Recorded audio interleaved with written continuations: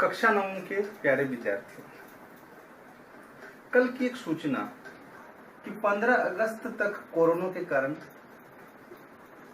सभी विद्यालयों को बंद किया गया है या शिक्षण कार्य का अवकाश किया गया है। इस खबर को सुनते ही मैं कुछ दिनों से विचार कर रहा था और वह विचार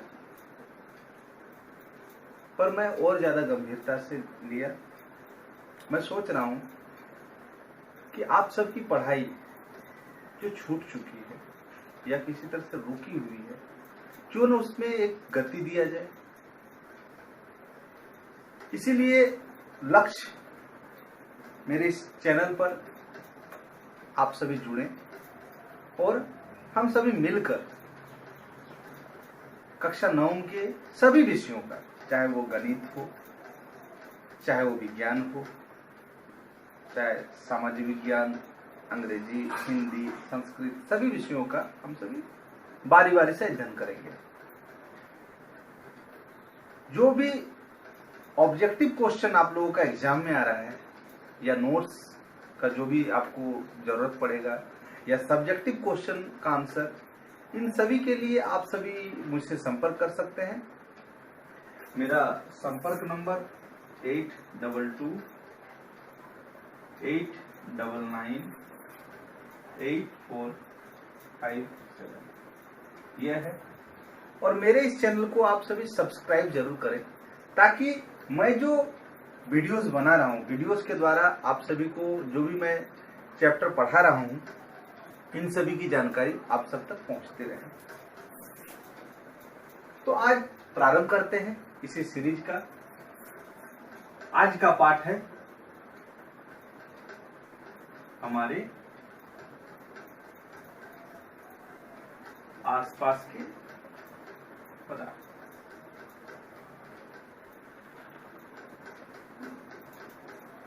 विज्ञान का ये पहला पाठ है।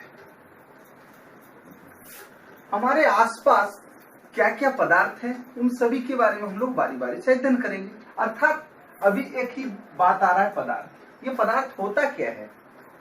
हमारे आसपास के पदार्थ के बारे में सोचते ही हम लोगों को पदार्थ के बारे में एक चिंता होती है या सोचते हैं कि ये पदार्थ होता क्या है। तो सबसे पहले हम लोग पदार्थ को जानेंगे कि पदार्थ क्या होता है।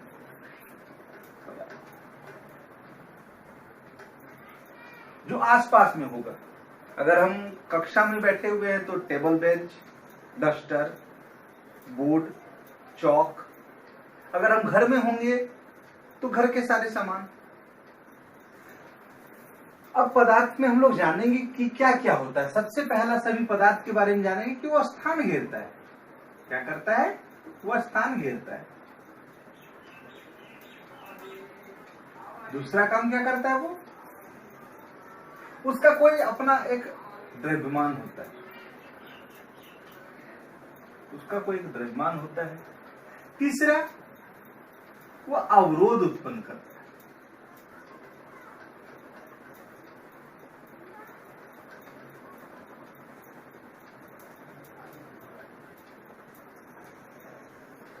और कई विशेषता हो सकता है।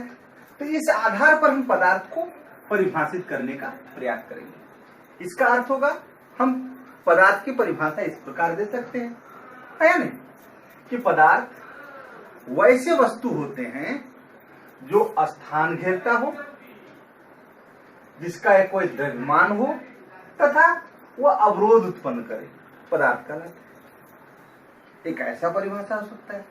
दूसरे परिभाषा के रूप में हम लोग जान सकते हैं, पदार्थ वैसे वस्तुओं को कहते हैं जिनके निम्नलिखित गुण होते हैं। पहला गुण स्थान घेरता हो, दूसरा द्रव्यमान हो और तीसरा वो अवरोध उत्पन्न करे। अब हम सभी जान चुके होंगे, उदाहरण के तौर पे आप जिन भी वस्तुओं को देख पाते हैं उन सभी को, क्योंकि पाठ में ही लिखा है हमारे आसपास के पदार्थ के बारे में। तो अब हम जब जान गए कि ये पदार्थ कहलाता है, पदार्थ के निम्नलिखित गुण होते हैं, तो पदार्थ के हम लोग और एक होता है अवस्था के बारे में। तो अवस्था को जानने से पहले हम लोग पदार्थ के अभिलाक्षणिक गुण के बारे में जानेंगे। अभिलाक्षणिक गुण। पदार्थ के अभिलक्षणिक गुण के बारे में जानेंगे। सबसे पहला गुण होता है कि पदार्थ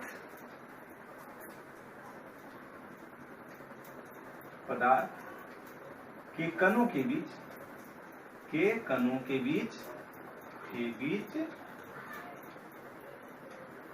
रिक्त स्थान होता है।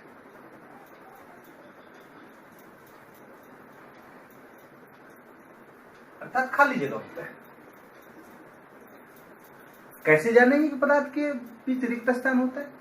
आप देखिएगा किसी भी पत्थर को, किसी भी ईंट को या मिट्टी के एक बड़े से टुकड़े को जब पानी में डुबाते हैं तो उससे कुछ बुलबुला निकलता है। या फिर हम लोग एक गिलास पानी में थोड़े से चीनी को डाल देते हैं और घोलते हैं। कुछ देर के बाद हम लोग को मालूम चलेगा कि वो पानी में चीनी गायब हो चुका है। तो ये चीनी गया कहाँ?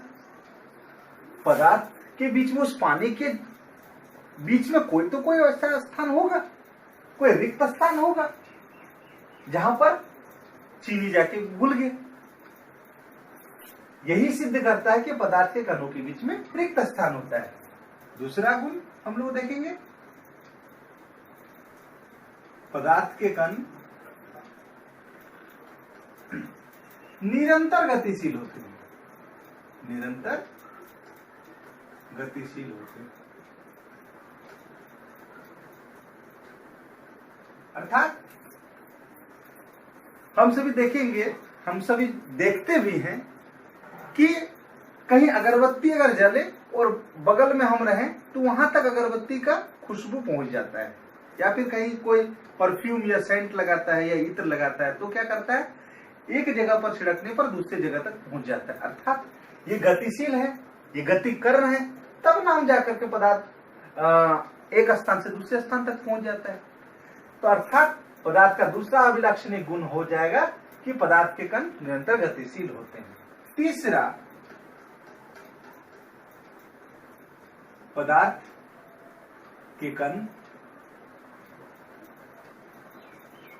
एक दूसरे को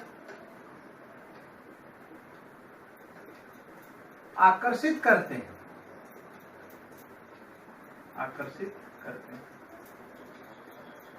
तो अभी हम लोगों ने पढ़ा कि पदार्थ के अभिलक्षणिक गुणों, यहां कहीं दिक्कत नहीं होगा। चलिए इसको मिटा सकते हैं हम। अब हम जानेंगे कि पदार्थ के परिभाषा को जान गए, पदार्थ की विशेषताओं को जान गए। फिर तीसरा होगा पदार्थ के अवस्था। पदार्थ की क्या क्या अवस्था होती है? तो पदार्थ के 3 अवस्था होते हैं। पहला हो गया ठोस, दूसरा हो गया द्रव और तीसरा हो जाता है गैस। पदार्थ के 3 अवस्था होते हैं। ठोस किसको कहेंगे या द्रव का परिभाषा क्या होगा, या फिर गैस किसको कहेंगे या उसका परिभाषा क्या होगा? तो इन सभी परिभाषाओं को याद रखने के लिए एक ही चीज को हम लोग को जानकारी रखना होगा। पहला आकार और दूसरा क्या होगा, आयतन। ठीक है, तो हम लोग ठोस में देखेंगे कि ठोस वैसे पदार्थ होते हैं जिसका आकार और आयतन ये दोनों क्या होता है, निश्चित होता है। निश्चित होता है। ठीक है, हम लोगों का परिभाषा बन गया। कोई अगर पूछे कि ठोस पदार्थ किसको कहेंगे तो हम लोग कह सकते हैं आसानी से ना कि ठोस वैसे होते हैं या ठोस वैसे पदार्थों को कहते हैं जिसका आकार और आयतन दोनों क्या होता है, दोनों निश्चित होता है। चलिए दूसरा क्या बोलेंगे, द्रव के बारे में। तो द्रव का हम लोग देखते हैं कि अगर उसे ग्लास में डाले तो ग्लास का आकार का ले लेता है, अगर बाल्टी में डाले तो बाल्टी का आकार का लेता है, तालाब में देखते हैं तालाब के आकार का होता है, या कुएं में देखते हैं तो कुएं का आकार होता है। अर्थात लेकिन अगर 1 लीटर पानी है तो 1 लीटर पानी किसी भी अवस्था में रखे 1 लीटर ही पानी होता है, मतलब उसका आयतन निश्चित होता है। यहाँ पर द्रव के बारे में एक थोड़ा सा वही आकार और यहाँ भी वही आयतन ना। तो आकार में क्या पढ़ेंगे बाबू कि आकार अनिश्चित होता है, अनिश्चित होता है, और आयतन क्या होता है, निश्चित होता है, निश्चित होता है। तो इसका परिभाषा हम लोग कह सकते हैं कि द्रव वैसे पदार्थ को कहते हैं जिसका आकार अनिश्चित होता है लेकिन आयतन निश्चित होता है। ठीक है। और यहां अगर ठोस का पूछे तो क्या बोल सकते हैं हम लोग, ठोस वैसे पदार्थ को कहते हैं जिसका आकार और आयतन दोनों निश्चित होता है। और यहाँ पर द्रव में, द्रव वैसे पदार्थ को कहते हैं जिसका आकार अनिश्चित होता है लेकिन आयतन निश्चित होता है। उसी प्रकार से गैस में हम देखेंगे कि गैस को किसी भी स्थान पर रखे, किसी भी बर्तन में डाला जाए या किसी में भी डाला जाए, उसका आकार लेता है और यह इसका आयतन भी निश्चित नहीं होता है। ठीक है। तो यहां भी वही करेंगे, आकार और आयतन। तो गैस का और आकार और आयतन दोनों अनिश्चित होता है।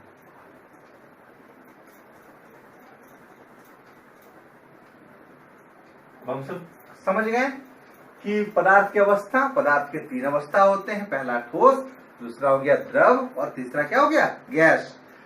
अगर कोई पूछेगा ठोस का क्या अवस्था होता है, ठोस का परिभाषा क्या हुआ, या ठोस पदार्थ किसे कहते हैं, तो वैसे पदार्थ जिसका आकार और आयतन दोनों निश्चित होता है। इसमें हम लोग लिख सकते हैं कलम,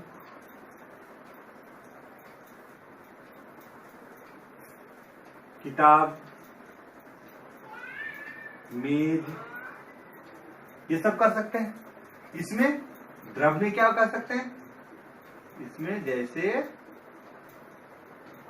दूध, पानी, केरोसिन, डीजल इत्यादि। ठीक है। गैस में क्या कर सकते हैं, एलपीजी, सीएनजी कर सकते हैं, ऑक्सीजन, कार्बन डाइऑक्साइड, ये सब भी है। ठीक है। चलिए, तो हम लोगों ने पदार्थ की अवस्थाओं को हम लोगों ने अभी बारी बारी से परिभाषा को जाना। अब हम जानेंगे कि ठोस पदार्थ की क्या क्या विशेषता होते हैं। अब इसके विशेषताओं को जानेंगे। तो विशेषताओं को जानने से पहले हम लोग भी कई रूपरेखाओं को लेंगे। सबसे पहला लेंगे इसका आकार, आकार, आयतन। ठीक है। और फिर क्या लेंगे, द्रवणांक,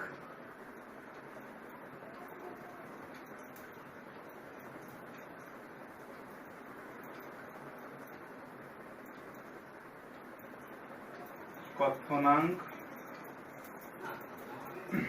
घनत्व,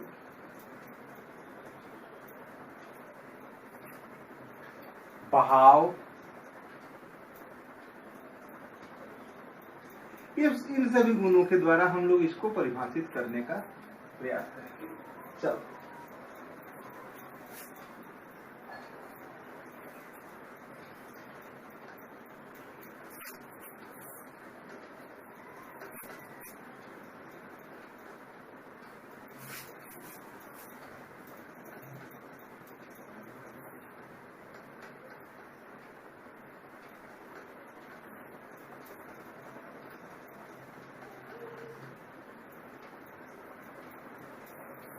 ठीक है। एक चार्ट के द्वारा भी हम लोग अध्ययन कर सकते हैं कि ठोस पदार्थ का क्या होता है, आकार निश्चित होता है। क्या होता है, निश्चित होता है, लेकिन द्रव का आकार अनिश्चित।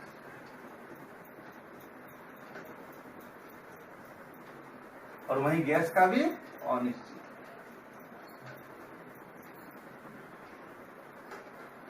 दूसरा आयतन, इसका भी आयतन निश्चित होता है। इसका आयतन निश्चित होता है, लेकिन इसका अनिश्चित होता है। ठीक है। हम लोगों ने देख लिया। द्रव्यनांक, ये द्रव्यनांक किसको कहेंगे?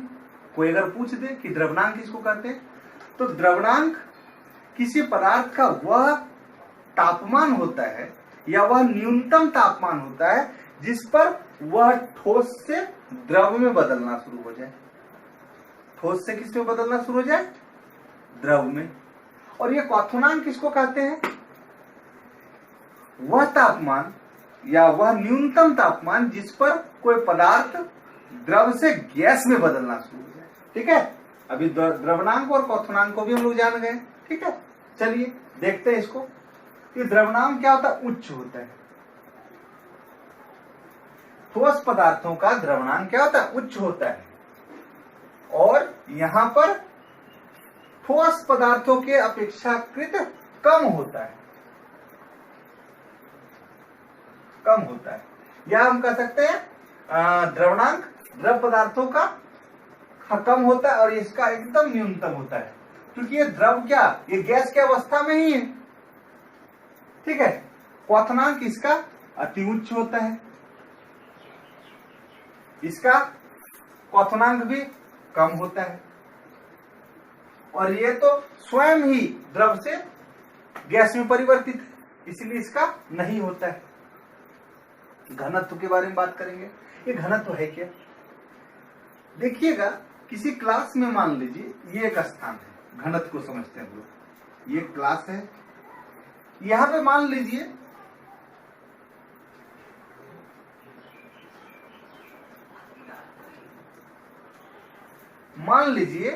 कि यहां पर ये 3 बेंच है। पहला बेंच में 4, दूसरे में भी 4, तीसरे में भी 4। अगर इस स्थान पर और एक एक बच्चे किसी तरह से एडजस्ट होकर बैठ जाए किसी तरह से, तो क्या होगा कि दूसरा, फिर यदि कोई दूसरा भी बच्चा आए तो क्या उसमें बैठ सकता है? नहीं। इसका मतलब होगा इसका घनत्व उच्च है, इसका घनत्व क्या है? उच्च है। लेकिन यहीं पर अगर इस बेंच में स्थान है, हर एक बेंच में बैठने का स्थान 4 है, लेकिन अगर इस पर 3 बच्चे हैं, 3 बच्चे करके बैठे हुए हैं, तो क्या होगा कि इस स्थान पर कुछ बच्चे, अगर कोई यहाँ पे आ जाए तो यहाँ पे चौथा बैठ सकता है आसानी के साथ, आया नहीं? तो इसका मतलब होता है इसका घनत्व कुछ कम है। घनत्व डेंसिटी का मतलब होता है कि किसी, इसको हम लोग इस प्रकार से जान सकते हैं, घनत्व का हो गया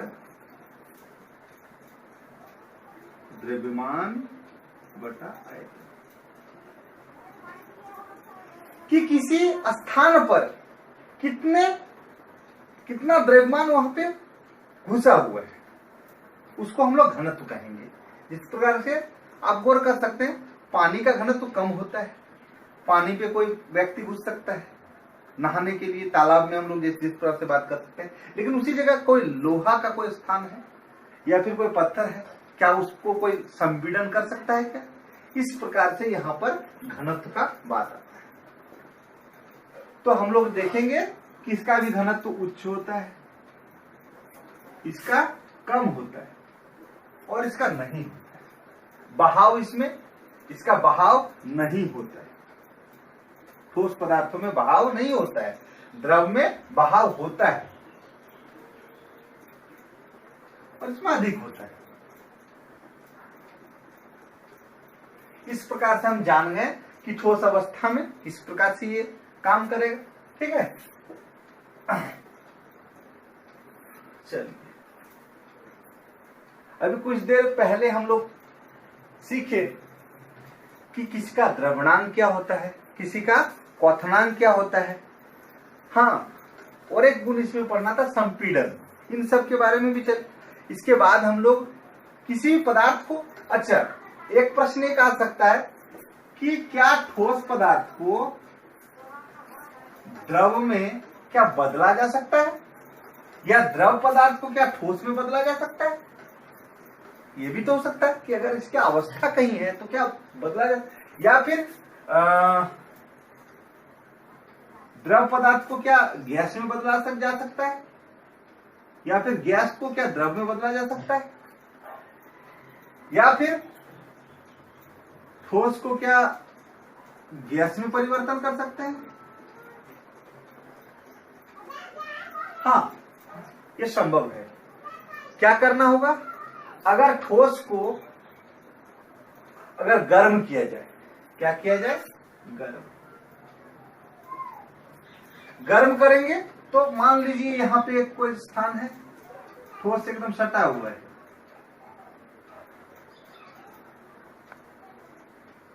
तो क्या होगा कि जब इसको हम गर्म करेंगे तो एक अणु दूसरे अणु के साथ धीरे धीरे धीरे धीरे दूरी बनाना शुरू करेगा, और जब दूरी बनेगा तो वह ठोस खुद ब खुद वहां पे स्थान का रिक्त स्थान की पूर्ति ज्यादा होगी, ज्यादा रिक्त स्थान बनता चलेगा, और वह ठोस से द्रव में वो परिवर्तन होना शुरू कर देगा।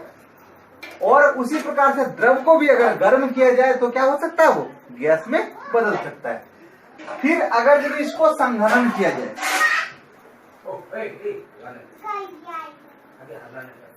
ठीक है, अब क्या कर सकते हैं हम लोग? ठोस पदार्थ को अगर द्रव पदार्थ को हम अगर संघनित किए कर सकते हैं तो वो ठोस में बदल सकता है, वो दोबारा मिल सकता है। या फिर गैस को भी अगर यदि संघनित किया जा सकता है तो वह द्रव में बदल जाएगा। अर्थात हम लोगों को यह मालूम चल गया कि हम किसी भी पदार्थ को एक अवस्था से दूसरी अवस्था में हम लोग बदल सकते हैं। ठीक है, चलिए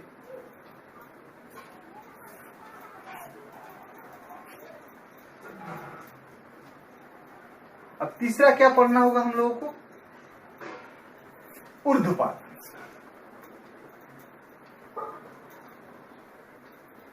ये ऊर्ध्वपातन है क्या? हम लोगों ने कपूर देखा होगा, पूजा में काम आता है ना। तो कुछ पदार्थ ऐसे होते हैं कपूर जैसे, वह ठोस से क्या होता है? ठोस से सीधा द्रव में नहीं बदलते हैं, वो सीधा गैस में बदल जाते हैं। ठोस से किस में परिवर्तन कर जाते हैं? वो गैस में परिवर्तन कर जाते हैं। तो उन पदार्थों को, वैसा गुण वाले पदार्थों को ऊर्ध्वपातन करते हैं, या ऐसी प्रक्रिया को हम लोग ऊर्ध्वपातन करते हैं। ठीक है, अगर कोई पूछे तो क्या बोल सकते हैं? ऊर्ध्वपातन वह प्रक्रिया है जिसमें कोई पदार्थ ठोस से द्रव में नहीं, ठोस से सीधे गैस में परिवर्तित हो जाते हैं, ऊर्ध्वपातन कहलाता है। ठीक है, दोबारा हम लोग फिर जान सकते हैं, ऊर्ध्वपातन वह प्रक्रिया है जिसमें कोई पदार्थ ठोस से सीधे गैस में परिवर्तित हो जाते हैं, ऊर्ध्वपातन कहलाता है। पहला हो गया ये, जैसे कपूर उदाहरण के रूप तौर पर। अच्छा, एक बात आप लोगों को बताते हैं कि जब हम कोई परिभाषा देते हैं तो उसके साथ साथ उदाहरण को जरूर देना चाहिए। अगर हम उदाहरण को देते हैं तो उससे क्या फायदा होगा कि हमको मार्क्स सही ढंग से मिलते हैं। ठीक है, अभी हो गया पहला ऊर्ध्वपातन, अब एक हो गया विसरण। ये विसरण क्या है? विसरण वह प्रक्रिया है जिसमें कोई पदार्थ, ये गैसीय अवस्था में होता है, विसरण हमेशा गैसीय अवस्था में होगा। कोई पदार्थ हवा में घुलकर एक स्थान से दूसरे स्थान तक पहुंच जाता है, विसरण कहलाता है। विसरण वह प्रक्रिया है जिसमें कोई पदार्थ हवा के साथ घुलकर एक स्थान से गतिशील होकर दूसरे स्थान तक, जैसे अगरबत्ती का गंध, जैसे सेंट, इत्र, ये सब। ठीक है, विसरण के बारे में भी हम लोग समझ गए। चलते हैं, इसके बाद एक आता है और एक आता है परासरण। ये परासरण क्या है? परासरण द्रवों में होता है और ठोस में होता है। क्या होता है कि आप लोग देखे होंगे चना को हम लोग रात में फूलने के लिए देते हैं, पानी में डाल देते हैं, और क्या होता है वो धीरे धीरे धीरे धीरे शाम के समय जब पानी में देने से पहले क्या होता है, वो सिकुड़ा हुआ रहता है, और सुबह ही देखते हैं कि वो फूल के बड़ा हो गया है या नहीं। इस प्रकार से यह उदाहरण हमको यह सिद्ध करता है कि देखिए, सबसे पहला चीज क्या है कि चना, ये जो चना था इसका क्या था? घनत्व उच्च था, अधिक घनत्व था।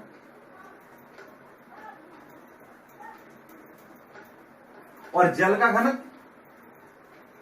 घनत्व क्या था? कम था, चना के ठोस के तुलना में। अब क्या होता है या फिर बोल सकते हैं इसको सांद्र बोल सकते हैं, सांद्र, इसका भी सांद्र कर सकते हैं। परासरण वह प्रक्रिया है जिसमें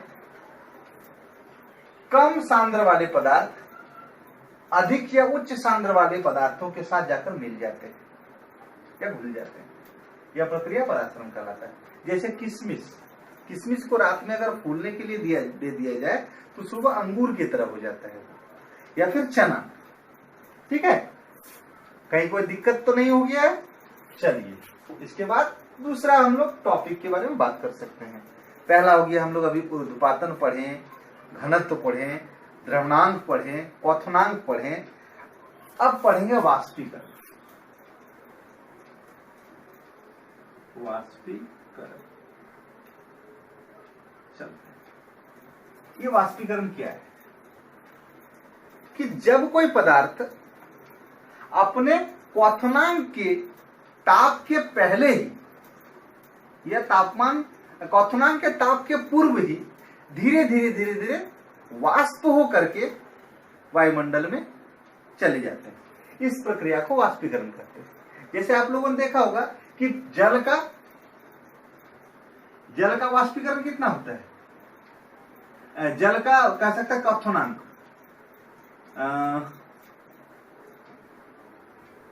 जल का क्वथनांक होता है 100 डिग्री सेल्सियस।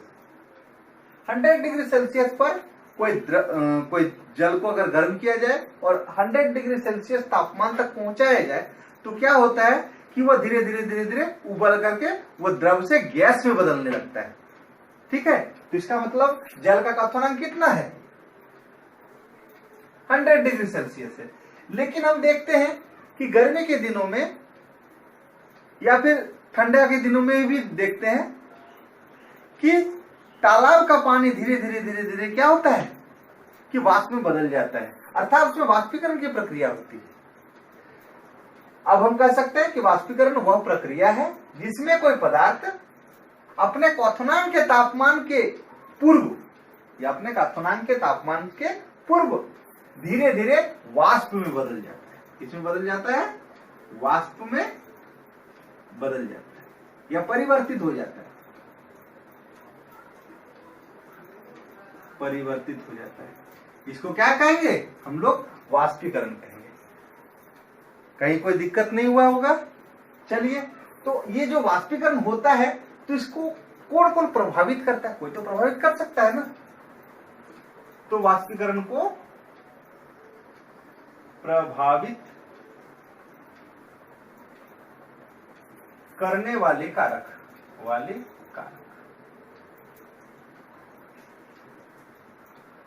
सबसे पहला क्या, ठीक है। अब इसके बारे में जानेंगे। सबसे पहला होगा द्रव की प्रकृति। द्रव की प्रकृति मतलब कोई पदार्थ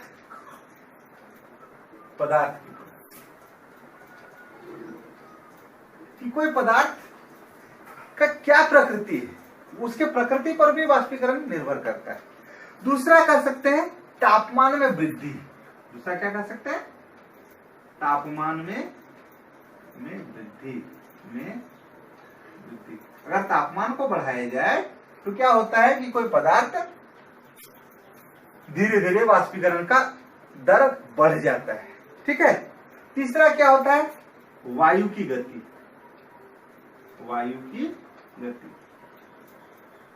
देखेंगे कि किसी दिन हम कपड़े को सूखने के लिए दिए हुए हैं और अगर वायु चले तो क्या होता है, कपड़ा जल्दी सूख जाता है। या फिर गर्मी के दिनों में तापमान जब बढ़ता है तो वाष्पीकरण का दर तेज होता है और हमारे कपड़े जल्दी सूख जाते हैं। इसके बाद हम लोग कह सकते हैं चौथा पॉइंट पर, पहला हो गया पदार्थ की प्रकृति, तापमान में वृद्धि, हाँ एक सतह क्षेत्रफल में वृद्धि। सतह क्षेत्रफल में वृद्धि। ये सतह क्षेत्रफल क्या होता है, देखेंगे कि कपड़े को अगर यदि जगह पे एक साथ करके अगर सूखने के लिए दिया जाए तो जल्दी सूखता नहीं, लेकिन उसी को अगर पसार दिया जाए, उसको अगर फैला दिया जाए तो क्या होता है यहाँ पर कि सतह क्षेत्रफल में उसका वृद्धि हो जाता है। और क्या होता है कि वाष्पीकरण का दर तीव्र हो जाता है और जल्दी कपड़े सूख जाते हैं। तो अभी हम लोगों ने जाना कि वाष्पीकरण को प्रभावित करने वाले कारक क्या हैं? पदार्थ की प्रकृति, तापमान में वृद्धि, वायु की गति, सतह क्षेत्रफल में वृद्धि। अब हम कुछ उदाहरण समझेंगे, लेकिन उससे पूर्व एक कुछ आंकिक प्रश्न आता है। ये केल्विन और सेल्सियस, केल्विन और सेल्सियस, इसका क्या संबंध है? अब हम लोग जानेंगे थोड़ा सा। अगर किसी कहा गया, मान लीजिए कि 5 डिग्री सेल्सियस कितना केल्विन होता है। अगर डिग्री सेल्सियस में दिया हुआ है, उसको अगर केल्विन में बदलना है तो उसमें हमेशा से, जैसे 5 डिग्री दिया हुआ है ना, 5 डिग्री जोड़ 273, ये मान आप लोग याद रखिएगा। इसको अगर जोड़ दिया जाए तो कितना हो गया? 200, 5 और 3 8, 78 केल्विन, ये 78 केल्विन। और अगर केल्विन से अगर सेल्सियस में बदला जाए, मान लीजिए 400 केल्विन कितना होता है, कितना डिग्री सेल्सियस होता है? अगर ये बदलने के लिए बोला जाए तो वही 273, 400 केल्विन में माइनस 273 केल्विन को घटा दिया जाए तो कितना हो जाएगा? इधर हो गया 4, 7, 7, इसमें हो गया 9, 9 में 7 गया 2, ठीक है। अब इसमें 3 हो ही गया, 3 में 2 गया 1, इतना डिग्री सेल्सियस। तो आप सभी को समझ में आ गया होगा। अगर कोई परेशानी हो या आपको पढ़ाई कैसा लगा आज का पढ़ाई, तो इसके बारे में आप लोग कमेंट जरूर कीजिएगा। आप अपने सुझाव भी दे सकते हैं, क्योंकि हम सभी मिल के पढ़ना चाहते हैं। क्योंकि कक्षा 9 का सोचिए ना कि 1 साल का जनवरी में एग्जाम है और लगभग जून महीना चल रहा है, तो कितना परेशानी हो सकता है। तो अगर हम सभी मिल करके एक साथ अगर चलें, तो मैं आप लोगों से प्रॉमिस कर रहा हूं कि मैं सारा वीडियोस प्रोवाइड कर दूंगा, चाहे वो गणित का हो, चाहे वो अंग्रेजी का हो, चाहे वो विज्ञान का हो, चाहे सामाजिक ज्ञान का हो। आप सभी इस चैनल को सब्सक्राइब करें और बेल आइकन को भी दबा दें, ताकि नोटिफिकेशन जब जब मैं जितना जल्दी वीडियो डालूं, मैं प्रतिदिन वीडियो डाला करूंगा और आप सभी उसका आप तक पहुंच जाएगा, सबसे पहले आप तक पहुंचेगा। अब कुछ उदाहरण, 2-4 प्रश्न ऐसे भी पूछे जाते हैं कि हमें गर्मी के दिनों में कैसे कपड़े पहनने चाहिए। ये सारा प्रश्न वाष्पीकरण से ही संबंधित है। पहला प्रश्न आ सकता है कि हमें गर्मी के दिनों में कैसे कपड़े पहनने चाहिए, कैसे कपड़े पहनने चाहिए।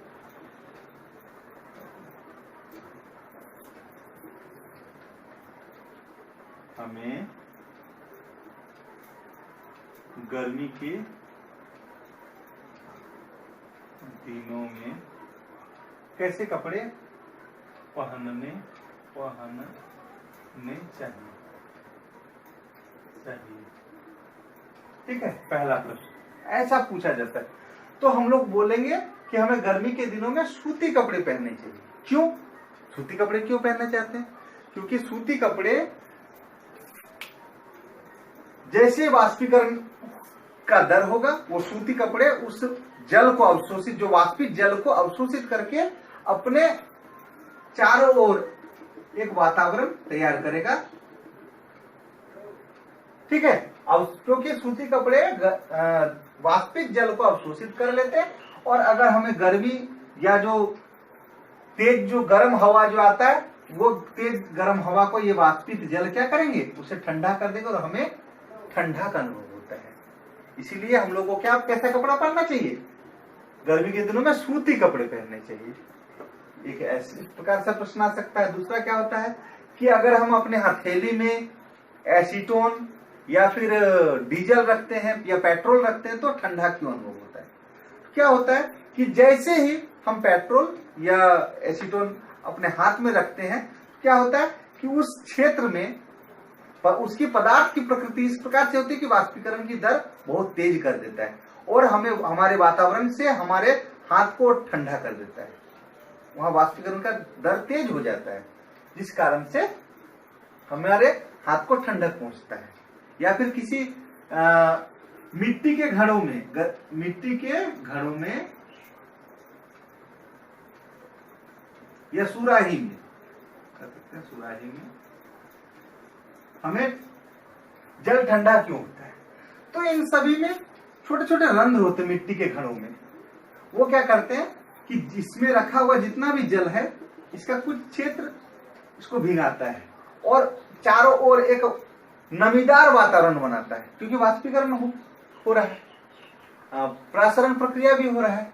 और ये वातावरण जब गर्म या तेज हवा आता है तो उसको क्या करता है, वो ठंडा कर देता है, जिसके कारण ये जब ये क्षेत्र जब ठंडा रहता है तो यहाँ का वातावरण, घड़े के अंदर का या सुराही के अंदर का भी पानी ठंडा रहता है, और हमें गर्मी के दिनों में या घड़े का, मिट्टी के घड़ों का पानी ठंडा लगता है। तो आप सभी, आज मुझे लग रहा है कि हम लोगों ने आज हमारे आसपास के पदार्थ पाठ को पढ़ लिया है। आप एक बार दो बार वीडियो को जरूर देखें। अगर कहीं समझने में दिक्कत हुआ है तो कमेंट करें।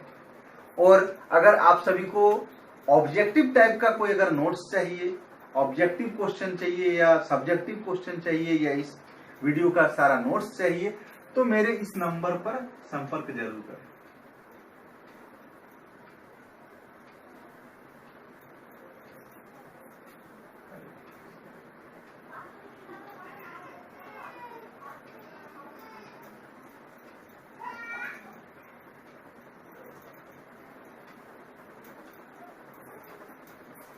आज के लिए इतना ही।